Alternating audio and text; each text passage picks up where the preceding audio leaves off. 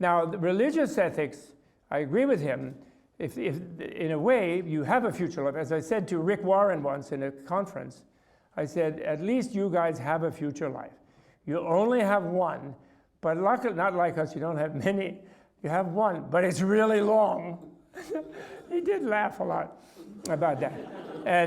And so, but then that means that your sense of consequence of what your life has done is a powerful thing. So it gives ethical behavior some kind of sense of an element of enlightened self-interest out of being kind and pleasant and unharmful to others, you know.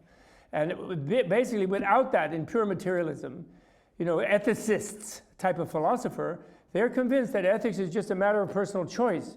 But human beings don't make choices that will carry them through situations where there's pressure on their choices for no reason. We're not like that. We don't do that. And that's why we have a system now where people just do whatever they can get away with, worldwide, basically. Nations do that, but populations also do that too much.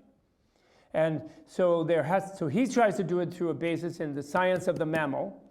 Shakyamuni did it in terms of the science of the multiple life and what Thomas Nagel calls for, which is some bringing the mind back without just relying on God, and with theism, which is one of the things that stops scientists from even entertaining letting the mind be a force in nature, and have the mind be a force in nature in a specific setting. If you're generous in previous life, or in this life, you'll be wealthy in the next life.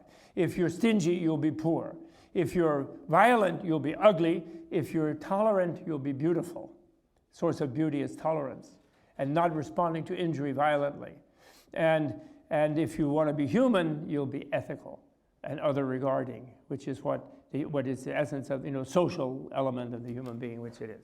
So some version of that, I think, is necessary, because the religious thing, even unfortunately the religious thing, where people do have a reason to do it because God told them so, in the monotheist traditions. You know, God gave down 10 commandments type of thing, so better follow them or God will punish me. That's sort of simulating that's giving another reality that it's not that convincing, unfortunately, to most people in the world would have felt. So instead, or not instead, but in parallel, to develop a sense that when I'm good, it's good for me as well as the world. It's like when you lift a weight or you do yoga, you do some yoga, and then you don't think that when you do yoga that someone is going to come and award you flexibility and good health.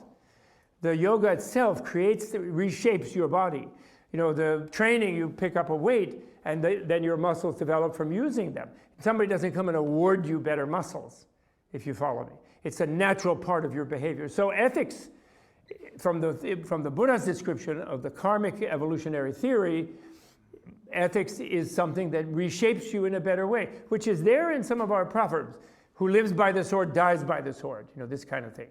Meaning, by being violent, you attract violence and then you'll be killed because you're shaping your life in that direction type of thing. So this is the kind of thing, finding elements in science, in nature, in religions, in humanistic theories that give the person, reconstruct for the so-called non-existent person, so-called by the blind faith of, it's kind of unphilosophically trained bunch of natural scientists, who think that they're going to solve it, have been promising for a century and more that they're going to solve it all with more and more machinery, and have been totally failing and bringing the planet to the brink, actually, by people following them, as would be predicted in ancient India. Instead of that, that's maybe what your global ethics and your council can work on.